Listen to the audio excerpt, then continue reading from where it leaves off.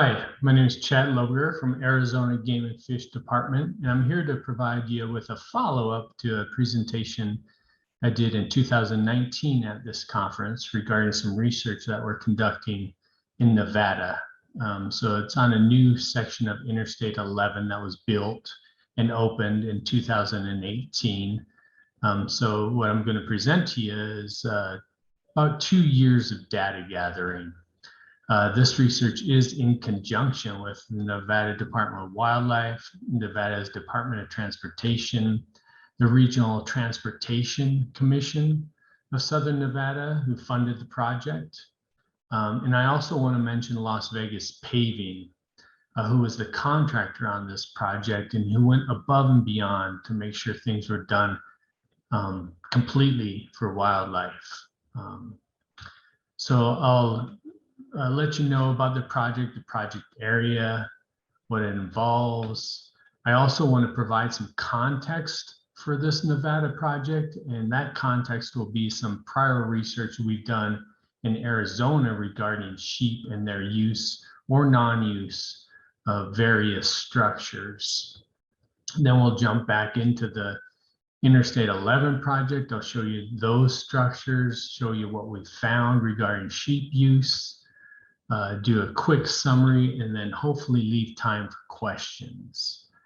So here's the project area. Let me see if I can highlight some things for you. So this is Hoover Dam in this area. All these white dots are different structures, but we will primarily be focused or exclusively be focusing on these right here, because they're within these northern El Dorado Mountains, which is a desert bighorn sheep habitat. And we'll be looking at that population there. So here's the project. So even though the whole entire section of new roadway is 12 miles, we're basically focusing on about 5 miles of the roadway that travels through those El Dorado Mountains. And on that 5 miles, we have 8-foot wildlife fencing along that stretch. We have escape ramps embedded within that fencing. So if sheep do happen to get on the roadway, somehow foil that fencing, there's a way for them to get back onto the safe side of the fencing. We have double wide cattle guards for the same reason, prevent sheep from getting into the roadway, but still allowing cars to access various things on the other side of the fence. I highlight these a little bit later on, but these are wildlife culverts, not for sheep, obviously, given their size. But traditionally, box culverts such as this are usually dual use structures when wildlife are concerned. The primary function of them is drainage or water, with a secondary function being wildlife. And that sometimes is not a good thing because water rearranges things and makes them unusable sometimes for wildlife. So I'll show you just a couple more pictures of these structures and talk about how they were put in a little later. These are the structures we'll be focusing on. So there's 4 of these underpasses from a wildlife perspective. This is where sheep will go under the roadway. And there's also overpass structure that I'll show you a little bit later.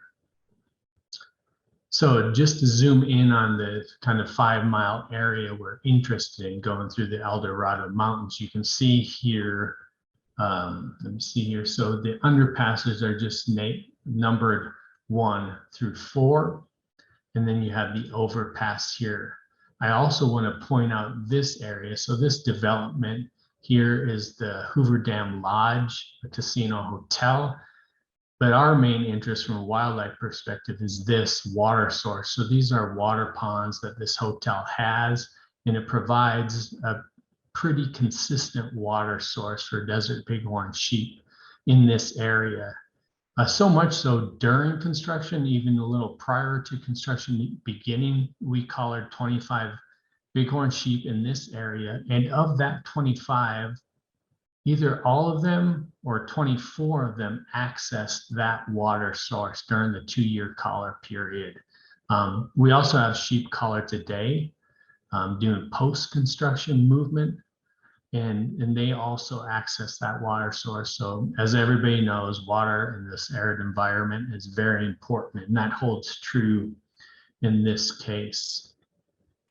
So that population of desert bighorn sheep that are in those El Dorado Mountains, the northern El Dorado Mountains, is a smaller population, smaller today. Historically is larger, as you can imagine, and as you will probably hear presentations regarding this. Disease has hit that population. I'll also mention that that population in that area is hard to get a good number on just because of its location next to Hoover Dam, and where you have that hydrological power and all of its infrastructure, mostly those high tension wires running all over the place, makes it difficult for helicopters to get in there and get an accurate survey. But regardless, it's a smaller population. And I shared this in the presentation last time, so not new information, but when we did do captures, it took samples, tested them for disease. It does look like the disease within our sample, at least, has declined from 2015 to 2017. So a good sign. And this spoils a little bit of my presentation coming up, but we also noted quite a few lambs on our cameras, and I'll get to that a little bit more. I guess I should mention too, before I jump into the giving you some context for this. So we are monitoring all of the structures, all 4 underpasses and the overpass, and some additional stuff, but I'm going to be focusing on those crossing structures. So there's about 40 cameras under those structures, spread throughout those structures, documenting their use. And that's the information I'll be passing on to you today. So now let's look at some context for this Nevada project and how sheep use or do not use structures. So again, this is Arizona research, and we'll be looking at smaller bridges such as this. So it's not small from, say, a deer perspective. A deer would use that in smaller animals, but sheep, not so much. Here are some bigger ones, and this is US 93 just on Arizona's side of the structure, or this side of Hoover Dam. So a very big structure, and sheep did use this a little bit more compared to the one above it. But this is what sheep prefer, at least given these 3, they use these a lot comparatively. So that sets the stage, but I'll give you some numbers so you know just how much sheep do use these types of structures. So the smaller structures, we did a 20-month evaluation of these 4 years after the structures were in place. So sheep had time to get used to them, become comfortable with them, which we had found with other animals, elk and deer, can have an effect. They have to get comfortable with them before they start using them. So these sheep did have time, but only 25 rams in that 20-month period utilized these structures. There were 3 structures this size, and only 25 rams used them. We currently are in the middle of reevaluating this. So we have about 8 months of monitoring on these structures once again to see if use has increased. And it looks like it has increased. We already have about 25 sheep using these structures in just 8 months. And we do have rams and ewes, which is a big difference from the first day, which had exclusively rams. But again, this would not be a structure that we would recommend if you want to get sheep under a roadway or across a roadway. These bigger structures on US 93 did a little better. So we looked at these for 5 years. There's 2 of them, this one and another one, very similar in size, and almost 500 sheep used them in that 5-year period of time. So better than State Route 68 in those smaller structures, but not near as good as this. So that same 5-year period of time, we documented more than 6,000 sheep crossing over US 93 via 3 overpasses like this. So that sets the stage for Nevada. because this is the first project looking at big structures, and will that make a difference? And not only are they big, they're a lot bigger than the ones I just showed you on US 93, but they also have a more natural terrain going under them. Big slope banks, rocky, sheep habitat type stuff. So I want to show you those structures close up. I'm going to go through all 4 of them, although they are very similar in size. So here's underpass 1, and they're just named 1 through 4, north to south. Underpass 2, underpass 3, underpass 4, and here's the overpass, just a beautiful structure. I think the most beautiful I've seen in person. And that's the overpass. So here's that culvert that the Nevada Department of Wildlife had put in during the design period. Within that design period, there were no culverts like this designed just for wildlife. And through negotiation, Nevada had 2 of them put in, and we are monitoring them, and they are being used, not by sheep, of course, but by other wildlife. And I'll show you some numbers with that a little bit later on. Just want to make sure I leave time for questions. So that's what it looks like, kind of a long, darker tunnel, but rabbits, coyotes, foxes will use this. So this kind of gives away. So we've been monitoring this for 2 years, or at least the data I'm showing you is for 2 years. And we have had a lot of sheep use these structures. So more than 10,000 of them. Great to see. And this fills in a big gap in our knowledge relating to what sheep will use. So rams, more than 2,700. I always enjoy seeing pictures and presentations, so I want to show you some of the images we've collected. So some rams using the overpass.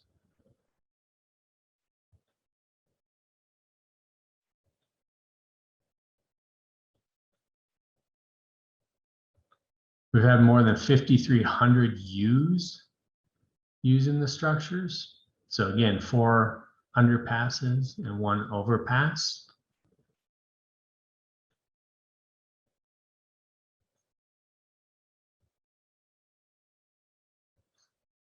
And this was so good to see. So 1,900, more than 1,900 lambs using the structure. And I'll show you some temporal use in a bit.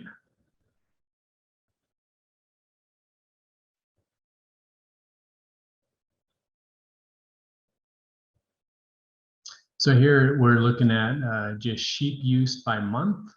So the number of sheep per month, and I have 2 years, both years represented here, 2019, the dark bars, 2020, the lighter bars. And so you see 2020 had a little more use.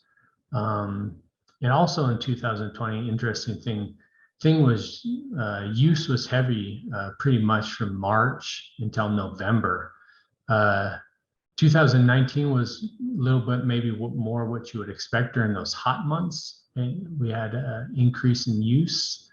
But after all data gathering is analyzed, we'll get a much better feel for temporal use. But this is a snapshot of what we have now, at least. And as you can imagine, water and temperature are likely big drivers of this use pattern. So time of day, between 10 and 4 or 5, heavy use. We have documented quite a few of the sheep bedding under the structures. All the structures have quite a few bed sites under them.